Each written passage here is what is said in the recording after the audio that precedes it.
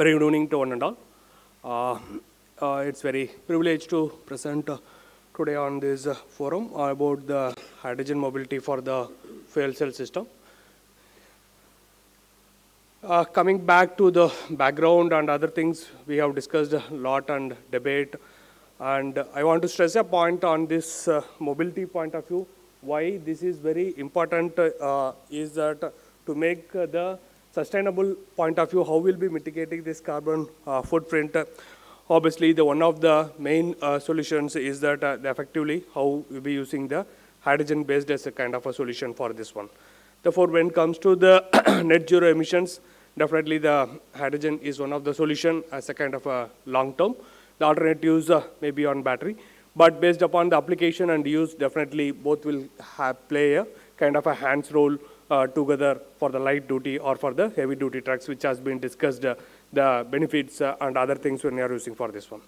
When coming to the applications point of view, the supply chain or the availability of the infrastructure is one of the major critical point which is making our solution to be a kind of a sustainable. It's for the either from the renewable or the other source of energy. Obviously, we have to have a focus on this energy sectors because one is on the technology front where we'll be looking on to the vehicle technologies, but the areas where there are more focuses are required for per se for India to grow is on the hydrogen generations, storage and the transportations, and effectively use it for the end user applications. That's how Mahindra has played a very critical role in respect to the hydrogen things, and through several associations with MNRE and other things, we have also installed the India's first hydrogen station at Pragati Maidan, and a lot of vehicles which has been demonstrated on the ICE platform.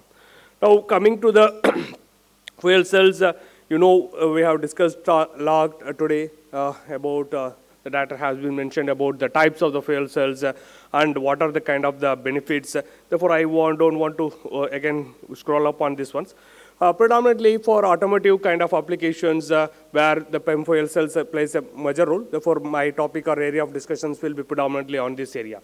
Therefore, when it comes to the fuel cells, it plays a critical role because of the varying load capacities with respect to the automotive demand, and effectively it is creating the hydrogens by splitting the anions and cations, and end of the day it results in the production of the water.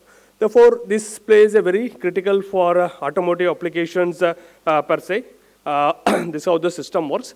But when it comes to the vehicle architecture, we have a balance of different complex systems which will have to be get integrated. Therefore, here is a play of using both the architectures from other than that of the hydrogen fuel storage part, whether it may be for a high pressure storage tanks, either of a 350 or 400 bars with a type 3 or type 4 kind of a tanks and a kind of a control systems for this one. And definitely the fuel cell stack is one of the major critical element how we will convert this energy. But if you're looking on to the other areas such as the electric motors and the power control unit, where there are a lot of handshakes which has been established with respect to the kind of the IC engines. So with respect to the electric mobility. When it comes to the safety, safety is one of the major critical area of the focus we have to give it when it comes to the hydrogen mobility. Therefore, we cannot compromise anything with respect to the safety. That's why it has been placed a very critical role. How will, because the hydrogen cannot be smelled or it cannot be visualized any kind of detections. Therefore, it's the only way if you detect any kind of a things is by using the proper hydrogen safety systems. Therefore, in this one's effective role of the hydrogen sensors and the controllers plays a very, very critical role in detections wherever the leakages has been happening on your systems, either from the storage point or in the fuel cell stack point or in the vehicle run point. But one of the major advantages is that since it is very light, it can be dispensed very easily to the wrecker. Therefore, it's not from a kind of a cloud. But still, we have to have a complete protection systems with respect to this one. And that's where the place of the carbon or the fiber tanks and the pressure relief this has been flamed. This has been used during our vehicle development in according the fuel cells are set to be concerns. Now, when it comes to the stacks or the modules, predominantly we'll be having these air delivery systems and the fuel delivery systems, whether it may be from the normally current conventional sources or using the hydrogen from the compressed storage systems, and there will be a kind of a dehumidifications and air delivery systems which purifies the air. That is also one of the major important factor for the efficiency of the fuel cell stack to perform in a kind of a better way. And there are thermal management system is also the critical. How effectively you are controlling the temperature of the stack plays better in terms of the efficiency, and the control systems, how effectively manage your thermal management system, how we are monitoring your hydrogen flow, how we are monitoring your air flow with respect to the different ambience and the load conditions. These are all the major things of the focus we have to look on to the development of the stacks, and also it's a control system is said to be concerned. When you look on the fuel cell stacks, all the systems are assembled in a kind of a balance of plant systems where all these components are get integrated in a kind of a stack and then used for the vehicle integrations and effectively the electrical control systems.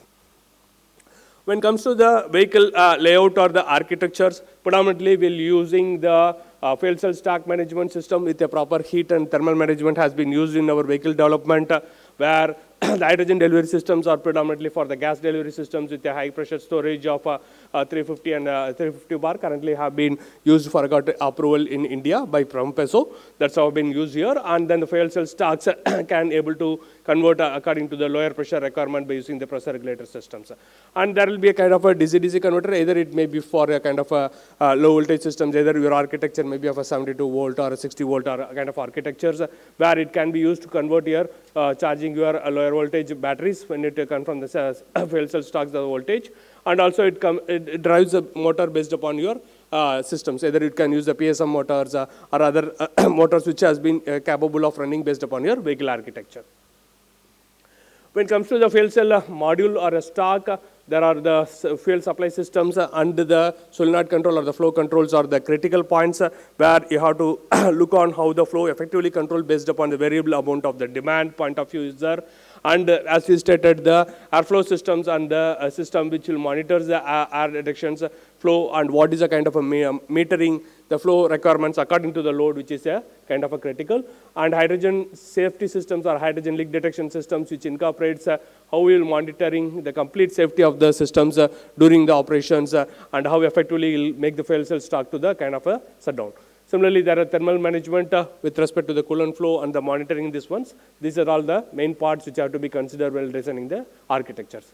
And when it comes to the vehicles, the vehicle architecture can be of different natures based upon your vehicle configurations. Either it may be for a 90 or 96 voltage architecture systems for which you have to select the proper motor and the motor control systems which is effectively it can be interfaced with this one. Either you will have a DC-DC converter based upon your vehicle architecture of 24 or 12 volt systems and then you'll charge the electrical loads on this one. Because this main architectures and the proper selection of the motors and the interface is very, very critical when you are, this gives the overall efficiency of the systems to be of a better of around 60% or 50 to 58 to 60% for the variable load systems. These are all the vehicles which has been done a kind of a virtual packaging. How will you place the cylinders, the safety systems, how will you place the fuel cell stacks which are at the bottom bonnet of the systems and these things, and how will you integrate these components into a kind of a stacks which will play a very critical role in terms of the packaging. Because when you are looking on to the fuel cell system, the major challenges is also with respect to the packaging of the component, because we have to have the high pressure storage cylinders and the delivery lines, and also in addition to that one, you will be having the fuel cell stack on the system. Therefore, the effective packaging area is also one of the major area we have to get concentrated, because these architectures are basically derived from a kind of a IC engine platforms. But when you are going for a completely new or a scratch kind of a platforms, there your skateboard kind of architecture, how we are using for EV can be developed for the fuel cell systems. Yeah, a couple of slides only. Therefore, if you're looking on to this architecture, predominantly we have developed a 15 kilowatt stack, and there's based upon the things which are having the proper fuel and the operating temperatures and the benefits are this one which has been already been discussed. This is a vehicle which has been developed and commercially have been deployed by Mahindra. Therefore, in general, we have developed the different kinds of technology to promote the hydrogen fuel system for the India. They have worked collaboratively along with MNRE, IOCLs and ITPO in develop not only for the fuel cell systems but also on the hydrogen vehicles based upon the IC engine systems also. Either it may be for a dual fuel, hydrogen neat fuels or a hydrogen bus systems. These are all one of the finest technologies promoted along with the Mahindra in developing for demonstrating these hydrogen vehicles. A fleet of vehicles have been already been run in predominantly in Delhi. We have installed the hydrogen first station in Pragati Maidan, and also along with MNRE, we have done the field demonstration and IOCL. All this fleet of vehicles has also been run. Therefore, there is enough amount of roadmap with respect to the technology, awareness, and other things has been discussed. But as I told, for creating this kind of a roadmap or journey, definitely the availability of the fuel infrastructure is also plays a kind of a role to make it kind of a commercials. And large number of more players which will come, which will definitely also brings down the cost and make the kind of a solution to be kind of affordable. For when it comes to the technology, definitely the hydrogen fuel cell plays a better temperature compared to ice because of the environmental aspect with respect to the ambient emissions, which is a NOx emission is upside, which it makes a kind of a sustainable emission for a zero emission vehicle. Thank you.